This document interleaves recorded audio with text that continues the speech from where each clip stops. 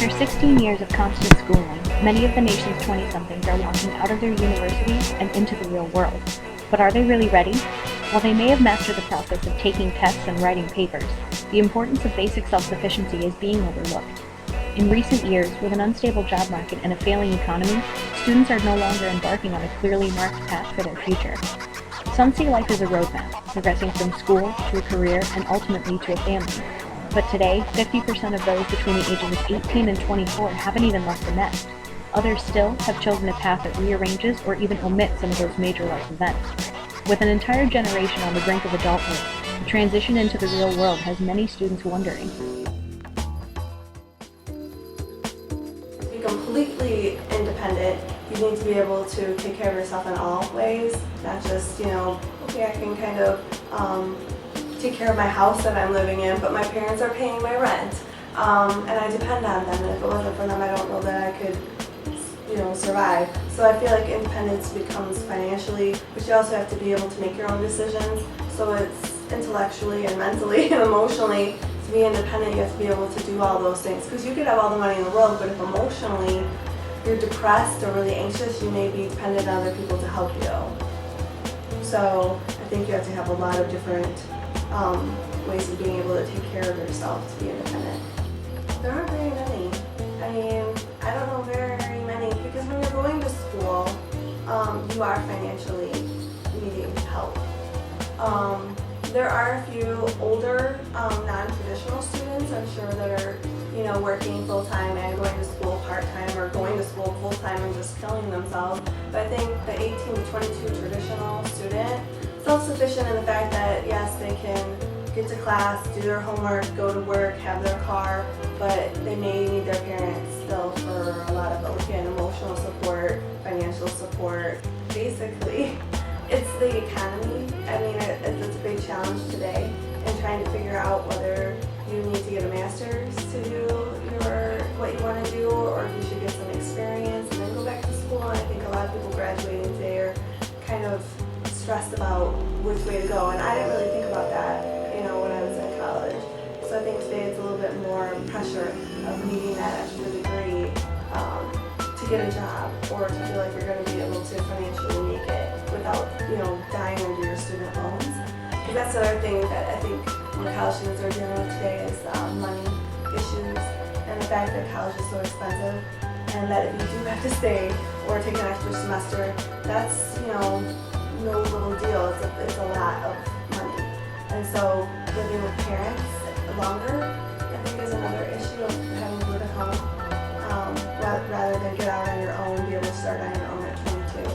I think the other thing that may be true too is that being able to get out of college, and I have some of the students I met here, like we all want to go downtown Chicago and live together. So yeah, leaving school and maybe all migrating together to a place to find a job or work and live. And usually that I would say that people went in all different directions for jobs, and we're probably a little bit separate unless they were dating somebody or whatever, or if they stayed in the same town and they had a friend that they lived with, but they didn't really move. But I'm seeing some students moving together, and just as friends and roommates, not necessarily as we're going to get married someday or taking the next step. I think definitely parents can help foster independence. And if your parents are affluent, a lot of times they'll say, well, you don't need to work, just focus on school, just focus on your extracurricular activities, which is great. But I feel like then, when they're 22 and graduating, they have nothing to put on the resume except for the fact that I have a 3.95 GPA, and I was president of this club, and I was in this organization. But no real work experience. And I feel like when your parents aren't as financially stable, kids are out there getting a job because they have to work to get a car, they have to work in order to go to school. And I feel like that fosters that independence of, I've had to work for this. It wasn't just given to me. And then when I go to look for a job, look, I worked at this job from 16 to 18, I worked at this job while I was in college. And you have those work experiences that I think give them a leg up, at least when going into a career. And I think if you're parenting and you always do everything for your child, and you think that that's helping, that can sometimes hinder them when they're older, and they might still be living with you when they're 30. The educational system here, I feel like I feel like it's in conflict sometimes, because I feel like some of the professors here do give students, like if you're sick or having a hard time, I think they give students a lot of leeway to make them think, if I'm having a hard time, people are going to give me a break and that's going to be okay. And I don't know in real life that that's always true. My name is Amber Orange. I'm 20 years old.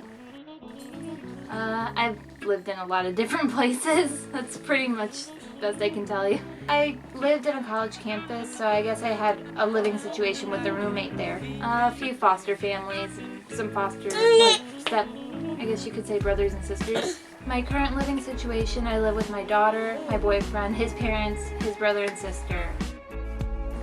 We all just live here. As far as rent, we pay them what we can. Here and there. I do have plans to change my current living situation, hopefully get an apartment, and all three of us would be in there. I currently receive financial assistance from the state as well as the WIC program. It stands for Women, Infants, and Children. From the time you're pregnant until your child's 5 years old, they provide you with coupons for food, baby powder, baby food, all that stuff except for their water, which you need to make formula. I receive assistance because I am a ward of the state. I don't have my family, I don't have anyone except for my boyfriend's family and the state. Ward of the state is someone that DCFS is taking control of because their parents are no longer seen fit. Though most people give it a negative connotation as if the child did something to be taken, and that's not always the case. They took me away because my parents were not fit to take care of me. And if I didn't have that aid, probably I wouldn't have anything I have now. I wouldn't have a roof over my head, I wouldn't have clothes on my back, I wouldn't have anything. I'm doing what everyone else does. I'm watching every penny, I'm making sure I have enough for my bills, and I take care of what's important first. The amount of aid I receive never changes. I get the same amount every month. I have been since I was 16.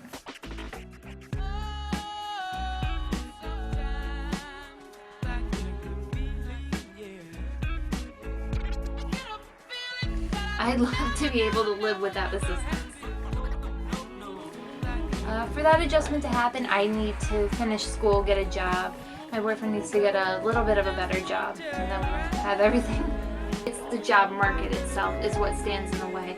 Minimum wage is not enough for anyone to live on. He is currently working minimum wage. They just cut his hours, so he makes even less than he did.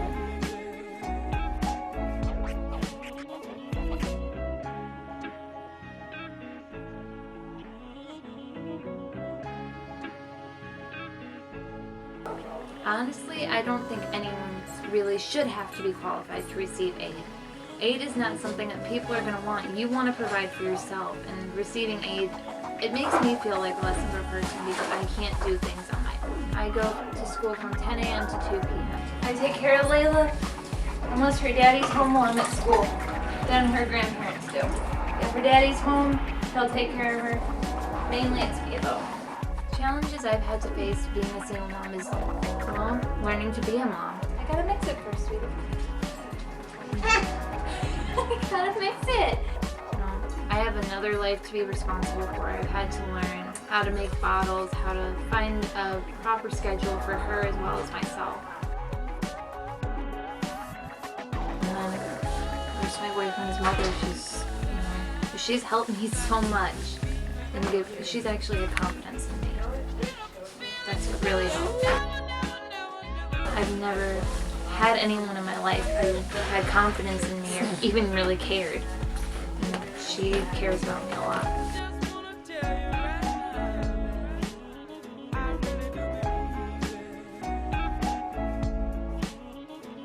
This current situation, I would say it's satisfying. It's not ideal, because ideally I'd like to have my own place.